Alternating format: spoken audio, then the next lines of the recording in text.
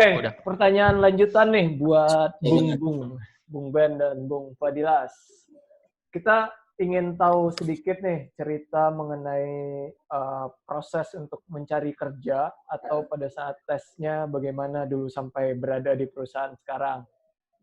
Ya mungkin pahit, manis atau seperti apa chaos-nya dulu boleh diceritakan. Biar penonton kita juga pada tahu alur tesnya itu seperti apa dan yang harus dihadapi seperti apa, sama tips dan triknya kalau ada ya buat menghadapi tes ini harus gimana gitu. Oke, silakan Bung Ben dulu nih. Kayaknya udah siap. Kita cerita tahapannya apa gimana? Ada yang glowing, Pak. Dulu pas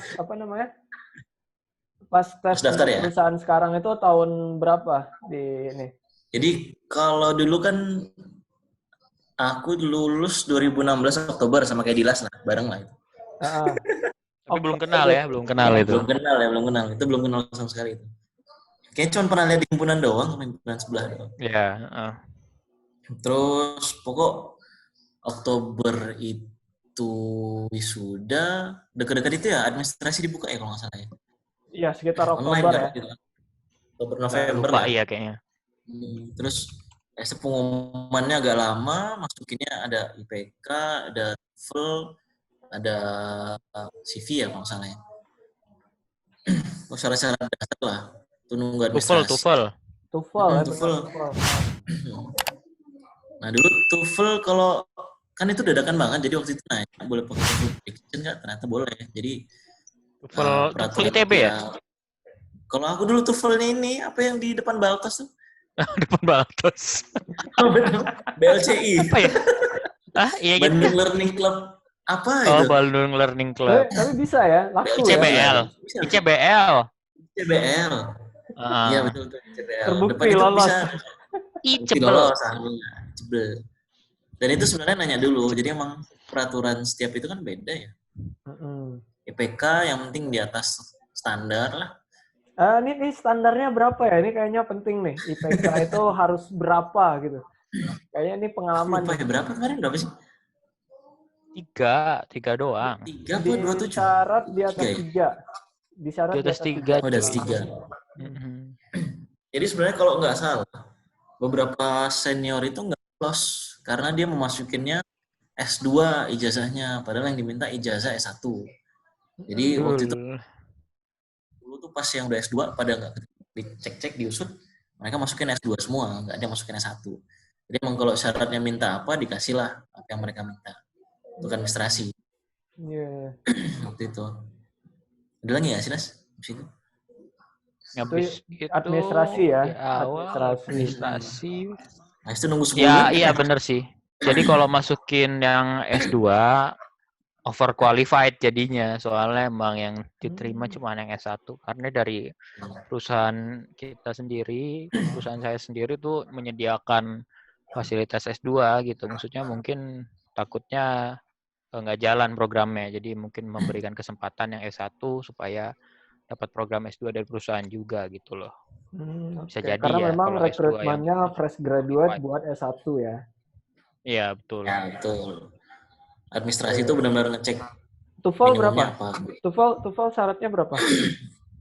Berapa? Aku nggak TOEFL, aku masukkan IELTS. 450 kalau nggak salah. Iya 450. Syarat minimum. 450. Tapi masukin IELTS juga bisa kan? IELTS bisa, ya di-convert ya. Memang ada pilihan TOEFL atau IELTS ya. IELTS tuh karena dulu persiapan buat beasiswa UNED segala macam juga buat beasiswa Belanda. Itu IELTS-nya minimal kan 6. Nah, kalau aku yang daftarin tuh IELTS saya tuh 7 tes terakhir tuh soalnya. Gitu. 7. Sedap. Oke, setelah itu kan tes administrasi. Berapa tahap pertama pesertanya? Kalau jumlah tuh waktu itu berapa ya? Dibilang sama HR tuh. 14.000 apa berapa ya yang daftar ya? Ribuan aja pokoknya. Yang dokumen ya baru tahap pertama. Iya. Puluhan ribu lah dokumen itu. Puluhan ribu, ya. Berarti kan persaingan. Itu kan karena setelah udah lama nggak ada lowongan kan ya? Udah Biologi lama. kan. Nah, yang keterima Lagi banyak berapa? saingannya. Yang keterima dari puluhan ribu itu? Itu kan tahap Angkatan kita. 1. Tahap 1. Terus tahap 2 tuh yang psikotes ya Ben ya? Ya, tahap 2 Yang di Bandung. Itu Bandung ya. kabarnya kalau nggak salah udah ratusan, 600 atau berapa gitu seluruh Jadi Indonesia tapi ya. potongnya dari administrasi itu udah banyak banget ya. Iya, udah banyak Kan banget. Soalnya kan dari sisi administrasi itu perlu disiapkan sangat matang gimana caranya CV atau portofolio kita itu bersaing dengan orang-orang yang jumlahnya puluhan ribu. betul. Itu saran tuh buat teman-teman yang mau daftar sebagai calon pekerja baru ya. Oke, lanjut nih tes tahap 2. Jaraknya berapa lama? Kemudian ya? Dari tahap 1 Ya, pertama. tapi udah lupa sih, maksudnya udah dilupakan gitu. Tiba-tiba ada pengumuman aja. Iya beneran, karena sibuk daftar yang lain juga, terus ngurusin beasiswa segala macem. Ketika pengumuman tuh udah agak lupa, itu posisi saya juga lagi di kampung, jadi harus bolak-balik Bandung kampung ya, karena kan udah lulus jadi asisten medik. Iya, balik di kota, di kampung.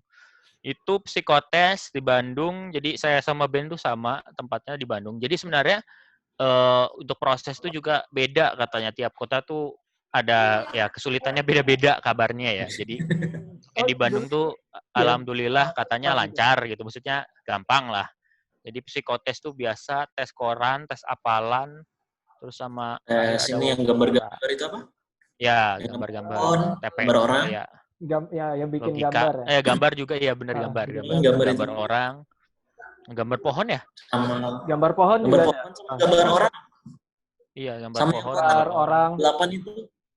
Ya, kotak 8. Terus ya itulah pokoknya koran. Itu wawancara psikologi. Itu wawancara psikologi, ditanya di hari beneran, yang sama. Iya, di hari yang sama. Jadi nunggu. Nah, lucunya itu di hari itu sebenarnya tadi kan katanya S2 overqualified ya. Jadi ada angkatan senior saya yang udah kerja di salah satu servis, cuman kena layoff. Bukan kena layoff sih, dia mengundurkan diri lah karena lagi zamannya layoff. Nah, dia itu pinter banget, IPK aja 3,98 gitu lulusnya. Jadi dia lulus administrasi, cuman ketika wawancara psikologi, iya, dia gagal gitu. Tapi alhamdulillah habis itu dia dapat beasiswa ke Australia buat S2. Ya mungkin overqualified-nya baru ketahuan di situ kali ya. Mungkin dia terlalu pintar atau gimana. Nggak tahu ya. Nggak cocok. Ya mungkin juga, mungkin kan dilihat ya profilingnya. Maksudnya dilihat profilnya, mungkin dia terlalu berfokus sama studinya sehingga tidak bersosialisasi, maksudnya nggak punya kegiatan selain belajar, itu mungkin juga dilihat di situ karena kan psikolognya juga megang CV kita, seingat saya gitu sih. Dan dia megang